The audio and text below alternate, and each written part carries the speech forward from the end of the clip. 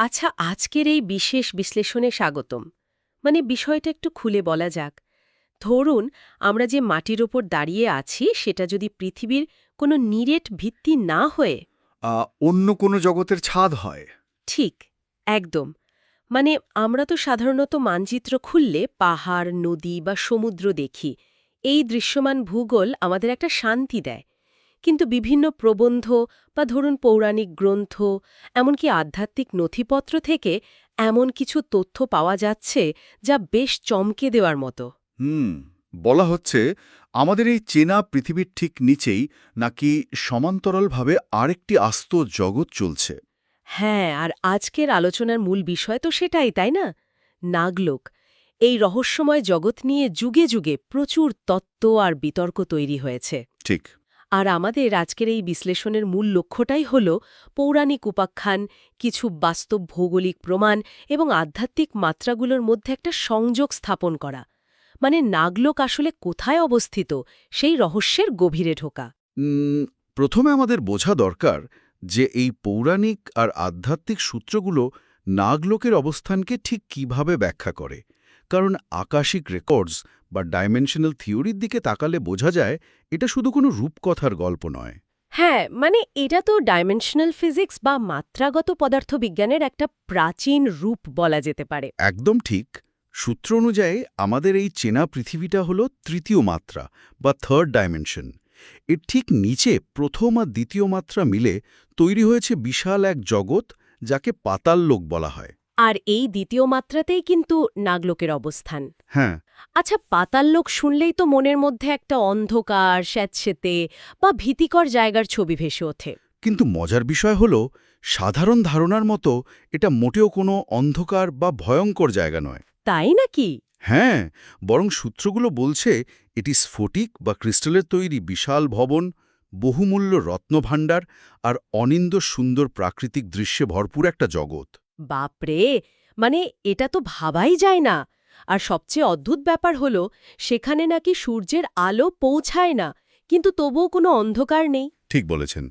কারণ নাগদের মাথার যে নাগমণি, সেখান থেকে বিচ্ছুরিত লাল, নীল আর সবুজ আলোয় পুরো লোকটা সবসময় আলোকিত থাকে। আর এখানকার রাজধানীর নাম হল ভোগবতী। ও আচ্ছা, ভোগবতী, যা স্বয়ং দেবতাদের স্থপতি বিশ্বকর্মার তৈরি বলে উল্লেখ করা হয়। এখানে কিন্তু একটা চমৎকার প্রযুক্তিগত ইঙ্গিত আছে।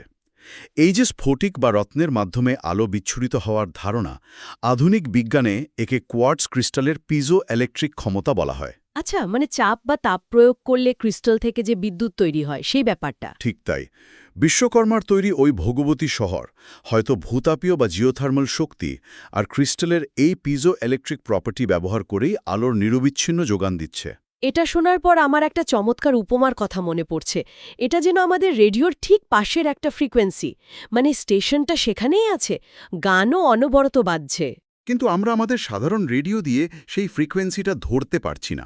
একদম নিখুঁত উপমা। ঠিক। এর মানে তো এই নয় যে ওই ফ্রিকোয়েন্সির কোনো অস্তিত্ব নেই। আমাদের শুধু রিসিভারের ফ্রিকোয়েন্সিটা বদলাতে হবে। এখানে সবচেয়ে কৌতূহল উদ্দীপক বিষয়টা হল, আকাশিক রেকর্ডস অনুযায়ী নাগলোক শুধু একটা ভৌগোলিক স্থান নয়, এটি মূলত চেতনার একটা স্তর। চেতনার স্তর? মানে মানবদেহের সাথে এর কোনো সম্পর্ক আছে বলছেন? হ্যাঁ, মানবদেহের কুণ্ডলিনী চক্রের সাথে এর একটা খুব গভীর সম্পর্ক রয়েছে।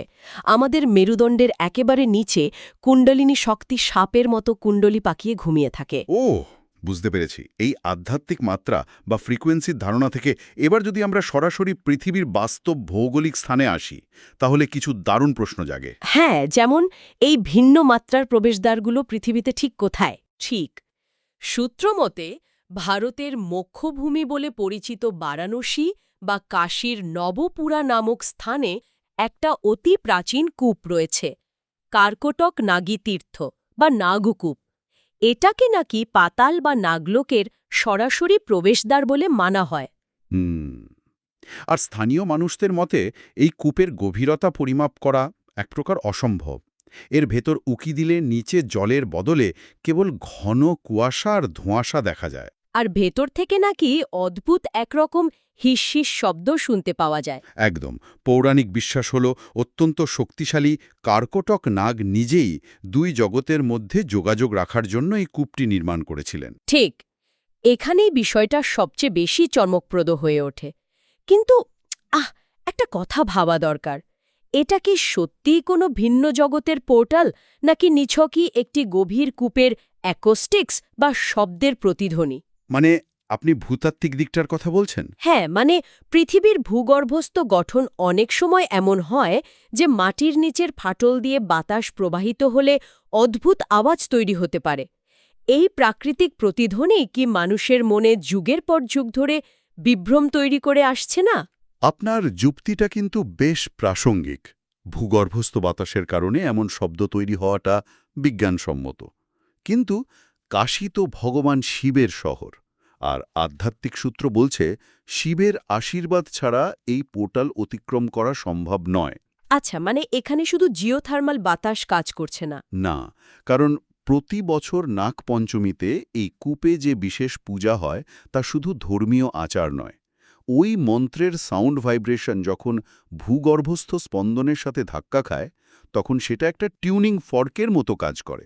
ও আচ্ছা, মানে দুই মাত্রার মধ্যে একটা রেজোন্যান্স বা অনুরণন তৈরি হয়, যা ওই পোর্টালটিকে সাময়িকভাবে সক্রিয় করে বা শক্তির ভারসাম্য বজায় রাখে। একদম। দুই মাত্রার মধ্যে ভারসাম্য বজায় রাখার এটা একটা প্রাচীন উপায় হতে পারে। তাহলে শহরের মাঝখানের একটা সুপরিচিত কূপ থেকে এবার আমরা একটু গহীন আর দুর্গম অরণ্যের দিকে পাড়ি জামাই। কারণ মধ্য ভারতের সাতপুরার গহীন জঙ্গল আর দুর্গম পর্বতমালায় কিছু রহস্যময় গুহা রয়েছে। হ্যাঁ, ওই গুহাগুলোকেও নাগলোকের আরেকটা অত্যন্ত গুরুত্বপূর্ণ প্রবেশদ্বার মনে করা হয়। আদিবাসী জনশ্রুতি অনুযায়ী কেউ যদি ভুল করে ওই গুহাগুলোর বেশি গভীরে ঢুকে পড়ে, সে আর কখনো ফিরে আসে না, তাই তো? ঠিক তাই। বলা হয় নাগ বংশের নিজস্ব প্রহরীরা স্বয়ংনী পথ পাহারা দেয়। বিজ্ঞানীদের গবেষণাতেও এই গুহাগুলোতে অত্যন্ত প্রাচীন গুহাচিত্র এবং অদ্ভুত সুরঙ্গের মতো কাঠামোর সন্ধান মিলেছে। আর শুধু তো সাতপুরা নয়, কৈলাস পর্বত ও মানস সরোবরের নিচে, অন্ধ্রপ্রদেশের শ্রীশাইলম জ্যোতির্লিঙ্গের নিচে, এমনকি উত্তরাখণ্ডের ভুবনেশ্বরের গুহাগুলোতেও নাগলোকের যাবার গুপ্তপথ রয়েছে বলে সূত্রগুলো নিশ্চিত করে। হ্যাঁ, এই জায়গাগুলোর অবস্থানের মধ্যে কিন্তু পরিষ্কার একটা প্যাটার্ন বা ছক আছে। ঠিক, আমি সেটাই ভাবছিলাম। এখানে একটা অত্যন্ত চমৎকার প্রশ্ন ওঠে। কেন এই প্রবেশদ্বারগুলোর অবস্থান হয় কাশীর মতো অতি পবিত্র তীর্থস্থানে, অথবা সাতপুরার মতো সম্পূর্ণ দুর্গম গহীন জঙ্গলে? সাধারণ কোনো সমতলে বা জনবসতিতে কেন নয়? যদি আমরা বড় পরিসরে বিষয়টা দেখি, তাহলে এর উত্তর লুকিয়ে আছে পৃথিবীর নিজস্ব প্রাকৃতিক শক্তির মধ্যে। বিজ্ঞানের ভাষায় যাকে শুম্যান রেজোনেন্স বলা হয়। আচ্ছা, মানে পৃথিবীর ইলেকট্রোম্যাগনেটিক ফিল্ডের স্পন্দন। একদম। এই শুম্যান রেজোনেন্স প্রতি সেকেন্ডে ৭.৮৩ হার্টজ ফ্রিকোয়েন্সিতে স্পন্দিত হয়। পবিত্র স্থান এবং গহীন অরণ্য উভয় জায়গাতেই পৃথিবীর নিজস্ব প্রাকৃতিক স্পন্দন সবচেয়ে বিশুদ্ধ থাকে। কারণ সেখানে আধুনিক সভ্যতার কৃত্রিম তরঙ্গের কোনো দূষণ নেই। ঠিক বলেছেন। আর এই বিশুদ্ধ ফ্রিকোয়েন্সি ছাড়া সমান্তরাল মাত্রার দরজা খোলা অসম্ভব। তার মানে কোলাহলপূর্ণ জনবসতিতে কৃত্রিম তরঙ্গের কারণে এই ফ্রিকোয়েন্সিগুলো ঢাকা পড়ে যায়। এটা আবার সেই রেডিওর অ্যানালজির মতোই দাঁড়ালো। হ্যাঁ, সিগন্যাল পরিষ্কার না হলে বা ওয়াইফাই আর সেলুলার নেটওয়ার্কের নয়েজ থাকলে তো অন্য স্টেশনের সম্প্রচার ধরা যাবে না। ঠিক।